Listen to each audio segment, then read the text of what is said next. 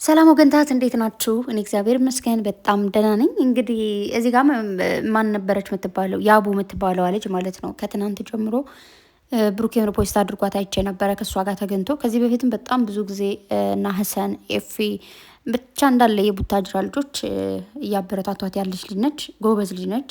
አንዲት ልጅ ደግሞ ማን ነበረች ስሟ? እሷም አብራ ከእሷ ጋር ሁለቶች ነው እንግዲህ ፋይት የሚያደርጉት። ችኛዋ ልጅ ካይቆኳት ቆየው። ምክንያቱም እና ሀሰን ምናምን እንደዚህ ሪፖስት ስለሚያደርጉላት በእሷ ፔጅም እየተገኙ ምናምን እንግዲህ አውቃታለሁ። እና የሆነ ፕሮግራም አላቸው መሰለኝ ፋይት የሚያደርጉት መቼ እንደሆኑ ባላቅም፣ ግን ሁለታቸውም ሴት ናቸው። የሁለታቸውም ምንድነው የሚባለው ተከታይ ወይም ደግሞ አድናቂ የሆናችሁ ሁላችሁም ሬዲ ሆኑ፣ አይዟችሁ በሏቸው። ምክንያቱም ከኢትዮጵያ የመጀመሪያ ጊዜ ነው ሴቶች እንደዚህ አይነት ፋይት ሲያደርጉና እንዲሁም ደግሞ እሷ ስታወራ የሰማዋት ያቡ ማለት ነው አንዲትን ተስፋጣ ወደ አረብ ሀገር ልትሄድ የነበረችን ሴት ህይወት የታደጋችሁ ወይም ደግሞ ይህንን ፋይቷ እንድትቀጥል ያደረጋችሁላት ሰዎች አላችሁ መሰለኛ። አይ ቲንክ እንግዲህ ቴንኪዩ ማለት እንፈልጋለን። ስለዚህ እንግዲህ ተስፋዋን እንዴት ነው እንድትኖሩ ያደረጋችኋት ሰዎች በሙሉ ማለት ነው። ሁልጊዜ ለዚህ ነው አይዞሽ መባል ለራሱ ትርጉም አለው ምላችሁና አይዞሽ በርቺ፣ ይህን ነገር ማድረግ ትችያለሽ ስላሏት ነው እንግዲህ የቻለችው ብዬ አስባለሁ። የምትችለውም እንግዲህ ለዚህ ፕሮግራም ለመቅረብ የሚያሰበችው እንደምትችል ስለነገሯት፣ አንደኛ በመጀመሪያ ራሳችሁ እንደምትችሉ ማወቅ አለባችሁ።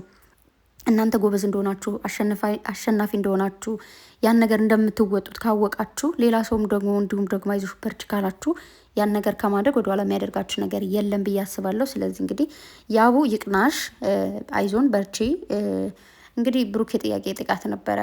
በስንተኛው ዞን ነው የምታሸንፍ ያሲላል በአንደኛው እያለች ነበርና ደግሞ ያሳቀች ማለት ነው። የሆነ ነገርም ሪፖስት ተደርጎ ያየሁት ልጅቷን እዛ ጋር እያደነቀቻት ነበረ፣ አብራት እሷ ጋር ፋይት የምታደርገውን ማለት ነው። እኔ አድናቂሽ ነኝ ምናምን እያለቻት ነበር። የውጋ ነገር ናት ልጅቱ እና ሁለታችሁ እንግዲህ በርቱ ማለት ነው ፈልገው። ከዛ ብሩኬ ምን አለ፣ በአንደኛው ዙር ካሸነፍሽ ከኔ ጋም ደግሞ የሆነ ቻሌንጅ አለሽ እያላት ነበር፣ ግን እሱን አልናገርም ብሏል። ስለዚህ እንግዲህ እንድታሸንፊ ምኞቴ ነው ማለት ነው። ምክንያቱም ያው እና ብሩኬ ደግሞ ሁላችሁም የቡታጅራ ልጆችም ከአንድ ላይ ሆኑ አበረታቷት እያለ ነበር። እሷም ደግሞ ትንሿን ከተማዬን ማስታወቅ ፈልጋለሁ እያለች ነበር። እዚህ ጋር የቡታጅራ ልጆች ብቻ ሳይሆን ሁላችንም የምናቃትም ማናቃትም የዛችኛዋ ደጋፊ የሚሆናቸው የዚችኛዋ ደጋፊ የሚሆናቸው አበረታቷቸው። ምክንያቱም ግዴታ ነው። በቃ ሴት ልጅ እንደዚህ አይነት ሙከራ ማርያምን በቃ የምትሰራን ሴት የሆነ እንደዚህ አይነት ቻሌንጅን የምትቀላቀል ሴት ይመቻት። ስለዚህ አበረታቷቸው ማለት ፈልጋለሁ። እዚህ ጋርም ደግሞ ከዚህ ልጅ ጋርም ደግሞ ዛሬ አይቻታለሁ ማለት ነው። እና በደንብ በቃ እንትን እያለች ነው እያስተዋወቀች ነው ያለችው ብዬ አስባለሁ። ከዛ መቀጠል ደግሞ ብሩኬ ስቶሪ አድርጓል። ክብር ከፍቅር ይቀድማል ብሏል እና ኦልሬዲ ይቀድማል። ምክንያቱም ማንም ሰው መጀመሪያ ከሚወዳችሁ አድናቂያችሁ ከሚሆን ለእናንተ ብዙ ነገር ከሚያደርግላችሁ በላይ ያክብራችሁ። ክብር ሲኖር ነው ምንም ነገር የሚኖረው እንጂ ፍቅር እያለ ክብር ከሌለ ፍቅር ትርጉም አይኖረውም። ምክንያቱም ስትከባበሩ ነው ፍቅር የሚኖረው። ስትከባበሩ ነው የሆነ ነገር እንዴት ነው የተሰጣችሁት? አሁን ለምሳሌ የሆነ ሰው የሆነ ነገር ሲሰጣችሁ በክብር እንኪ ይሄ ላንቺ ነው፣ አንቺ እኮ እንደዚህ ብሎ ሲሰጣችሁ ነው፣ ወይስ ደግሞ እንኪ ውሰጂው ምናምን ብሎ ወሮ ሲሰጣችሁ ነው? ፍቅርም ደግሞ በቃ አንቺን እንደሚወድሽ እንደሚያከብርሽ ምናምን በትትና ሲነግርሽ ነው፣ ወይ ደግሞ በቃ ኦልሬዲ አፈቅርሻለሁ ምናምን ብሎ እንደፈለገ ሲሆንብሽ ነው ደስ የሚልሽ። ስለዚህ ክብር ከምንም በላይ እንደሚበልጥ ይታወቃል። ከምንም ከማንም በላይ ክብር ነው የሚቀድመው። ከክብር ውጭ ያለ ነገር ባዶ ነው፣ ውሸት ነው፣ ማስመሰል ነው እንጂ እውነት የለውም ብዬ አስባለሁ። ስለዚህ አንዳንድ ሰዎች እኔ እኮ አከብራታለሁ፣ እኔ እኮ አፈቅራታለሁ ምናምን እንደዚህ ነው ምናምን እያሉ ወሬያቸውና ተግባራቸው ደግሞ አይመሳሰልም። ለምሳሌ ከሰው ፊት የሆነ ዝቅ ሊያደርጉሽ ይችላሉ። ከሰው ፊት በቃ አንቺ ዝቅተኛ ሰው እንደሆንሽ ሊነግሩሽ ይችላሉ። ከሰው ጋር ሲሆኑ ሌላ ምናምን ነገር ሊሆን ይችላል ምናምን አለ አይደለ?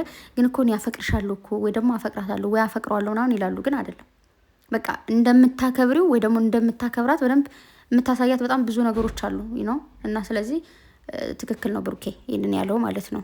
እና ሁላችሁም ከማፈቀራችሁ በፊት ከመፈቃቀራችሁ በፊት የሆነ ነገር ከማድረጋችሁ ከመጀመራችሁ በፊት ያን ሰው ማክበር እንዳለባችሁ መከበር እንዳለባችሁ ማወቅ አለባችሁ።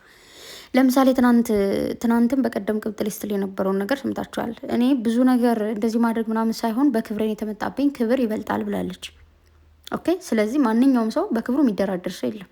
የሆነ ማንም ሰው አንዳንዴ እኮ እንዴት ነው ይህ ከፍ ለማለት ዝቅ ይባላል አይደለ? በጊዜው ዝቅ በጊዜው ከፍ የሚባለው ነገር አለ። ያን ነገር ስታስቡ የሆነ አሁን ለምሳሌ አንዳንድ ስራ እየሰራችሁ የስራ ኃላፊያችሁ ምናምን ከፍ ዝቅ ሊያደርጋችሁ ይችላል ምናምን ነገር፣ ግን እናንተ የምትፈልጉት ነገር ስላለ የነገ ዓላማ ነገ የምደርስበት ብላችሁ የምታስቡት ነገር ስላለ ያኔ ምናልባት ዝቅ ልትሉ ትችላላችሁ። ምክንያቱም ኦልሬዲ እናንተ ለክብር ሳይሆን የገባችሁት ለስራ ስለሆነ። ግን ፍቅርና ስራ ደግሞ ይለያያል በጣም።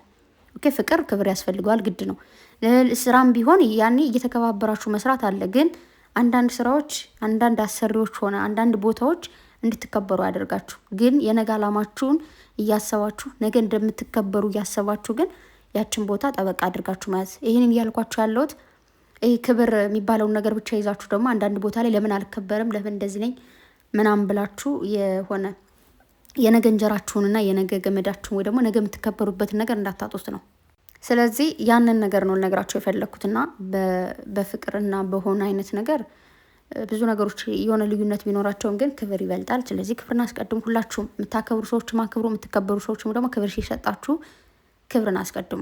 ኦኬ የሆነ እኔ አንዳንድ ጊዜ ግን ደግሞ እንትን ይለኛል፣ ይገርመኛል። አንዳንድ ሰው በጣም እየተከበሩ ምናምን ግን የሆነ ጥቃቅን ነገር ቀረብኝ ብለው ደግሞ ክብር ምን ያደርግልኛል ዋናው እንደዚህ አይነት ነገር ነው ምናምን ብለው ወደ ሌላ ነገር ደግሞ የሚሄዱ ሰዎች አሉ። ኦኬ አንዳንድ ሰዎች ደግሞ አሁንም ደግሞ የሆነ ነገር ለእናንተ ያደርጉላችኋል ምናምን ክብር የሚባለውን ግን አያውቁትም። ስለዚህ ማወቅ አለባችሁ ባጭሩ። ከዚህ ጋር ደግሞ አክብረሽ ስላስከበርሽኝ አመሰግናለሁ ብሎ ጽሁፉ ነው ይሄ። ግን ዘፈኑ ምንድነው የሚለው መሰላችሁ? ዘፈን ሳይሆን ንግግርም ዘፈንም ይመስላል። ግን ዘወር ብለን ወደ ኋላ ያሳለፍነውን ብናይ ምናምን ነገር ይላል። ዝም ብላችሁ ዘፈንም በሉ ንግግር ማለት ነው። ከዚህ ጋር የተረዳሁት ነገር ቢኖር ብዙ ጊዜ ብዙ ታይም ላይ ብሩኬና ቅምጥሌ ያሳልፏቸው ነገሮች አሉ። በፕራንክ ነገር ሆኖ ምናምን ከዚህ በፊትም ተናግረዋል። እኛ ብዙ ነገሮችን የእኛን ህይወት ሪስክ እየወሰድን ብዙን ሰው ለማስተማር ያደረግነው ነገር አለ።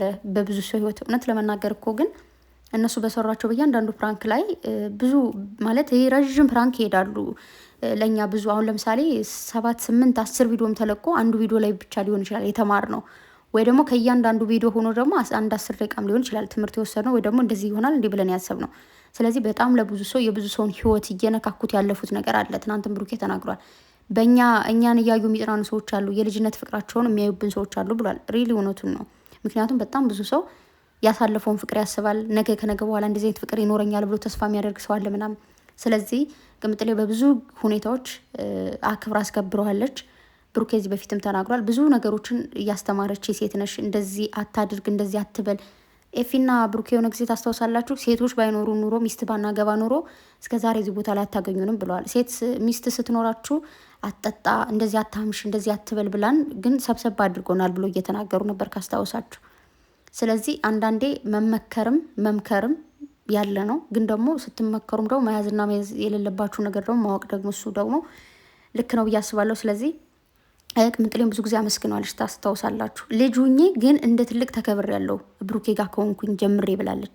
ስለዚህ አንዳንድ ጸብ ላይ ሲሆኑ እናንተ የጸብ የሚናገሩትን ቃላት ብቻ አትሰብስቡ። ከዛ በፊት ያወሯቸውን የፍቅር ቃላቶች ደስ የሚሉ የተግባር ስራዎችን ማየት አለብን። ስለዚህ አክብራ አስከብረዋለች ቅምጥሌ ማለት ነው። እና አመስግኗታል። ዛሬ ሰምታችኋል። ስለዚህ ዛሬ አዲስ ነገር ይኖራል ብዬ አስባለሁ። ፍቅር በፍቅር ሆኖ ይመጣሉ። እስከዛ አብረን እንጠብቃለን። ደግሞ ቅድም እያሳቃችሁ ነበር። እነሱ ተጣላን ብሎ ይመጣሉ፣ አንቺ ትገጥሚያለሽ እያላችሁ ነው። ምንድነው ከተጣሉ ግጥም አይመጣላችሁም? እንዴት ይምጣልን ብላችኋል? ግጠውን ብያለ ተናገረ እና መልካም ምሽት ይሁንላችሁ። እስከሚመጡ ጸሎትና ዱዓ አድርጉ። ባይ